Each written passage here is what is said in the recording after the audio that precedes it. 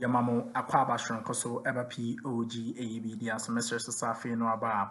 Oba subscribe na wa like Jimedino Eddie Amayo Bitmin so Ashe Jimedino na afoforo enso ensa akabi click on the notification bell so send ebe ya yedi any news be abeto platform so won so wahunu de airco ene de ba yanko yinsem ne mfa ensem no embre na ensem no ene yeah, but Eddie Ra S.George, Akachi na S.George, Eddie Zimbabwe, Abba Tuja, Fa, Supreme Court in sense. Now we and on a year one NPP MPs, Ekushia, studios, and I just say, hey, S.George is a super man. Like, let me say, oh, yeah, the personality, no, a very super and dope, like, or share a NPP MP necessary unimde because say NPP MP no a lawyer a Vincent a Sifua or I know who say or a campaigner or no and so eja on swim embrace no go share a exchange kakra there by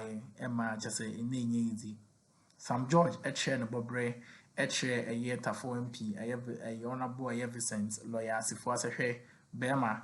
Judgment na by the Supreme Court on a year MP NDC for the ending year na eja omonkai se abanye den edane into sa precedents na a year Supreme Court a year Justice Supreme Court and I say a year Chief Justice assetino will be a year something it will destroy judicial a year system no council the bree abrana or machine they are debating and also on also denying to a year sentence and I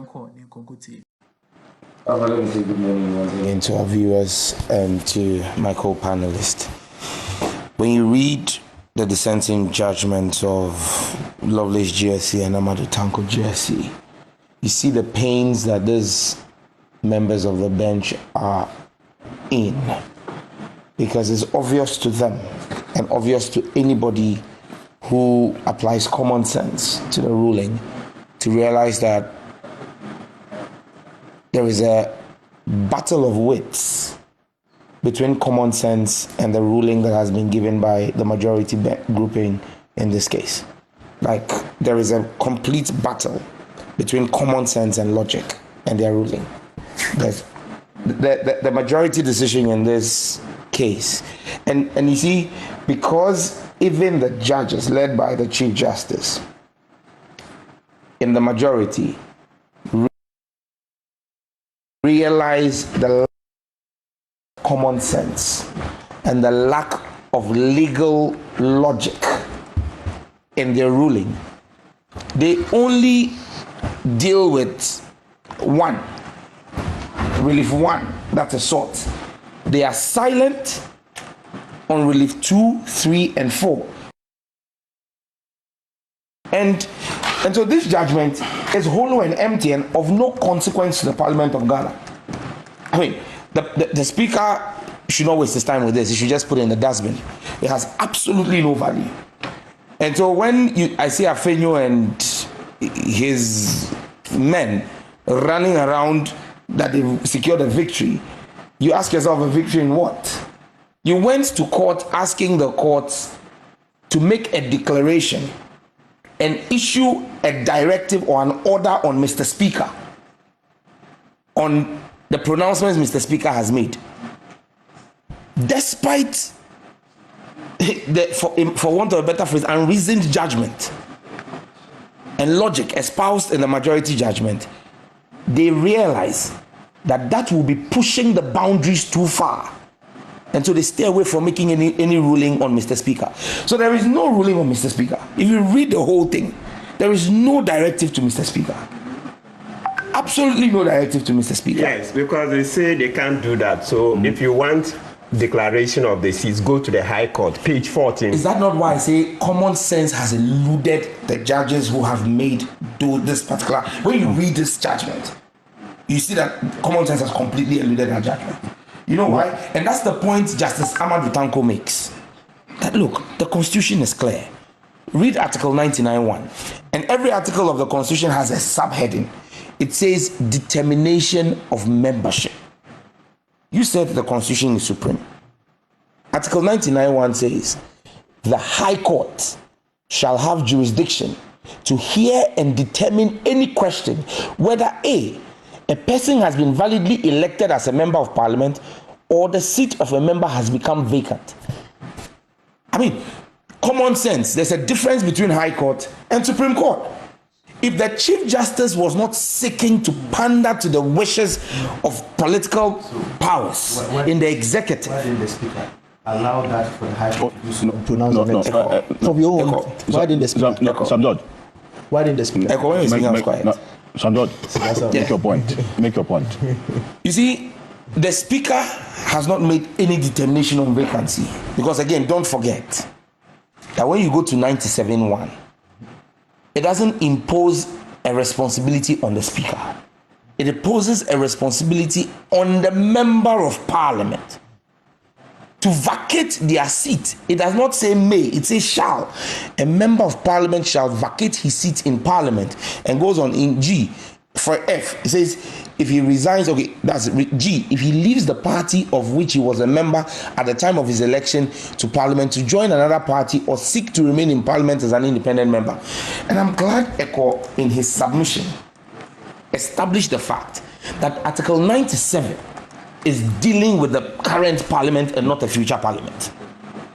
So it clearly means that Eko's explanation here today renders useless and completely illogical the arguments that have been made by Afenyo Makin and Jogate in court. I mean, and this is why you must realize that understanding of the law is not necessarily your longevity at the bar. We must establish that because Eko is a much younger lawyer, but he's been able to read through and understand that 97 is not talking about future parliaments. 90. You stated it here. You supported I have not said anything different from what you said. And Eko is spot on it. Is bull's eyes. Eko is bull's eye when he says 97 is talking about this parliament. The speaker's pronouncements have absolutely no consequence on the 9th parliament. They only have consequence on the 8th parliament.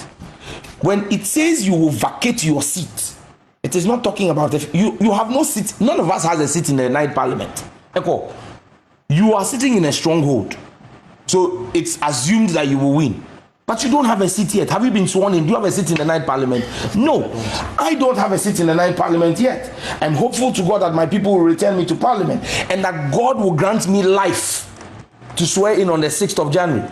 Until that is done, I don't have a seat. So you cannot be telling me that the vacation of seat is relative to the next parliament. And that's why I'm saying that if the Lord Justices has applied even just logical common sense to what the Constitution says, we will not have this needless constitutional drama. Now, if it then means so the common sense you talk about is in the ruling, not on the persons, in the ruling. It's about their ruling. Okay. I mean, I'm saying that there is no common sense in the ruling. When you subject this ruling to common sense, you see that they're having a fight. There's a fight between common sense and the logic espoused in the ruling. I'm not referring to the persons of the Lord Justices, absolutely not. I'm referring to their reasoned judgment. And I'm saying that I do not see reason in their judgment. Good. Now, let's make the point that if a member of parliament, Eneko, you were voted for to this 8th parliament, not because you are handsome or not because you are tall, but because you contested on the ticket of the NPP. If you had contested on the ticket of the NDC in Old Tafo, you would not be sitting in parliament. Let's call a spade a spade. Your people entered into a social contract with you. You are sitting in parliament not because you have freedom of association. You are sitting in parliament because there was an election. Your people old enough to be your grandfather and grandmother queued to vote for you, just like me. They voted on the basis of the representation I made and you made to them. I made a representation to the people of Ningo Pram Pram that I am contesting on the ticket of the NDC. You made a representation to the people of Old Tafo that you are standing on the ticket of the NPP. it is that social contract we entered into with our constituents that gave us a seat in Parliament. We sit in Parliament not for ourselves, but in trust for the people we represent.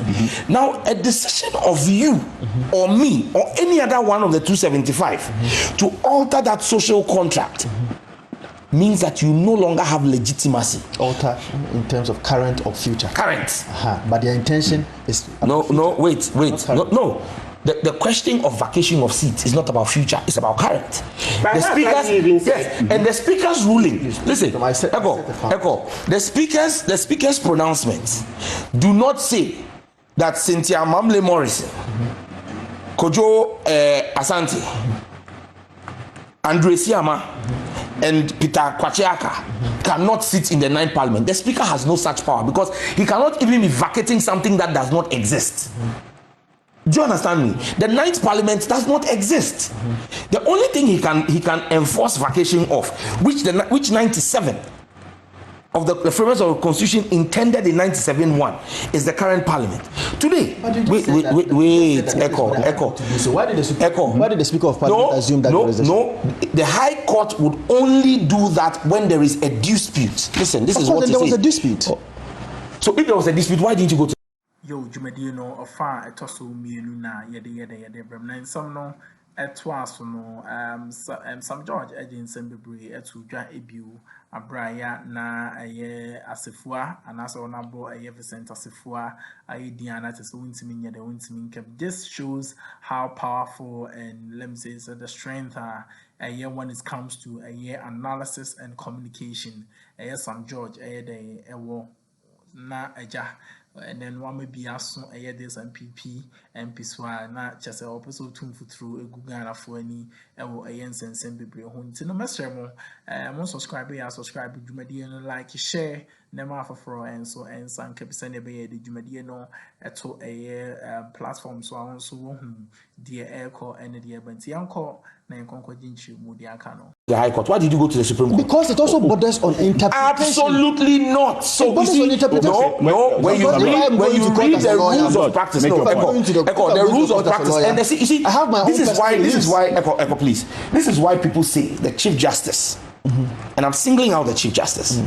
Because she is the one who empanels, and she is the one who has led us into this constitutional crisis. She spoke about a constitutional crisis. The Chief Justice is becoming detrimental to our democracy. Why is that? Listen, the Chief Justice herself is aware that the Supreme Court on several occasions has refused to hear matters where their original jurisdiction has been invoked when the Constitution is clear.